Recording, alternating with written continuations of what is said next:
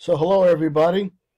Getting back to options, we left off at slide 38. We were talking about protective puts, which are put options, and where they normally looked at as insurance. So this is an interesting slide. This shows from your book, Figure 24, option returns from purchasing an option and holding it till it expires.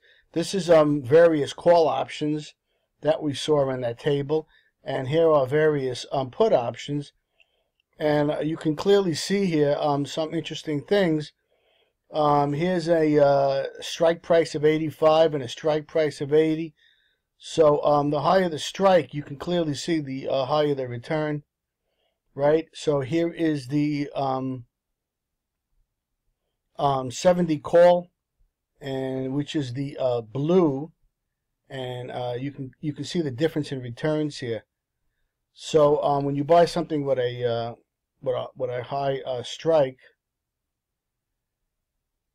you can see how the returns increases as the stock price increases. And here it is for the puts. Okay, and what you can see here is it's just the opposite. Here the returns on a put, which is the I believe the yellow, right? The August 70, and this is the August 70 put, has the larger return in this case. So it's just opposite of that. So that's just an interesting thing to look at. Okay, so there's a term called the straddle, which we will be talking about, and that is basically when you buy a call and a put, your longer call option and your longer put, and you know there's going to be volatility. But the thing is, you don't know which way it's going to go. You buy it on the same stock with the same strike price, and basically the same date, exercise date. And this is used for volatility. It looks like a V, right? It looks like a V because you can make a gain on either up or down. You know there's going to be volatility up or down, but by a large amount. But you're not necessarily don't have a view on which direction the stock will move. So you buy both a call and a put. And here's the payoff diagrams for the call and the put.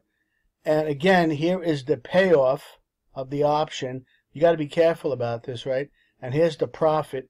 Again, this takes into account the fact that you're buying paying two premiums, right? So you got to pay a premium for the put and a premium for the call.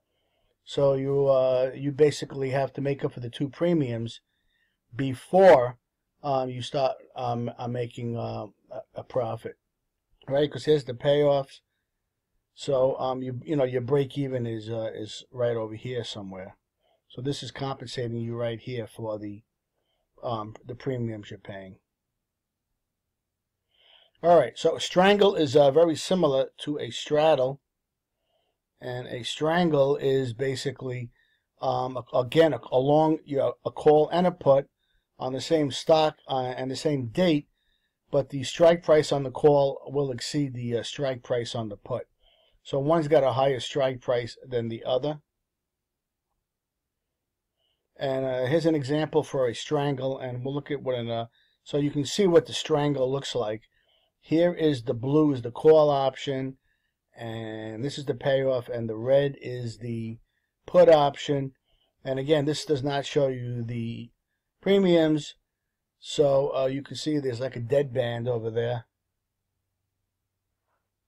So you don't receive money if the stock price is between the two strike prices, right? You can see that. You're still at zero here. So you'll pay less of a premium because basically you buy these out of the money. Okay, so then there's a couple other things called a butterfly spread, and your long two call options with differing strike prices, and your short two call options with a strike price equal to the average, and these get all real fancy. And you could do all kinds of crazy things with these. This butterfly spread will make money when the stock and strike prices are close. So I don't know if they. So here is a butterfly spread. right? So here you have a 20 call, and here you have a 40 call, and two 30 calls, and the black is the payoff. So you know, they get fancy with if you do a lot of combinations of calls. So you'll get paid off somewhere in this range.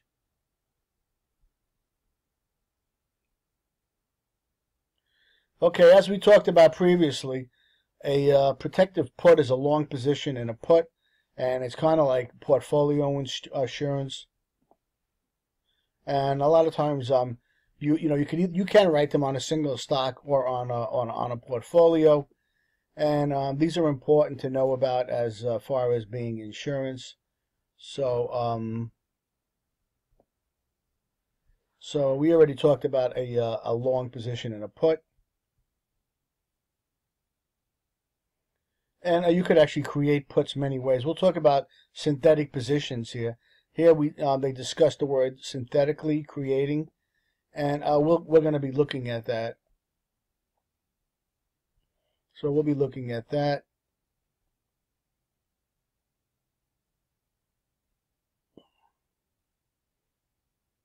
So here's a slide of some portfolio insurance.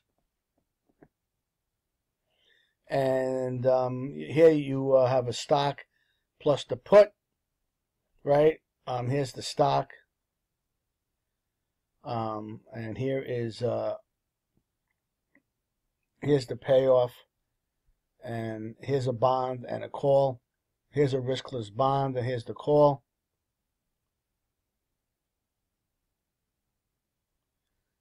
So this is you're creating different positions.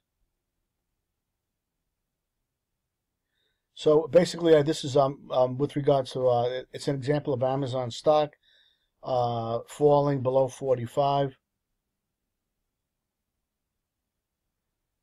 So you're long one share of Amazon stock here. This orange line in A indicates the value on the expiration date of a position that's long one share of Amazon stock and one European put. So you can see here, this is protecting you from this point going down. So basically you have a portfolio insurance here on Amazon.com stock. So here you are long a riskless bond, which is like, I guess, like a zero coupon bond, right? A government bond with a face value, and you have a European call option here. So this is the green dashed line is the bond payoff, which will be fixed, and basically here this is protecting you against losses from this point here. As you notice, the payoff is fixed here.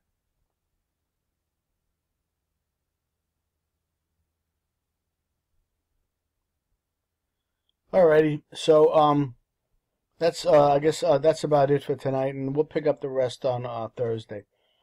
Alrighty, everybody have a good evening.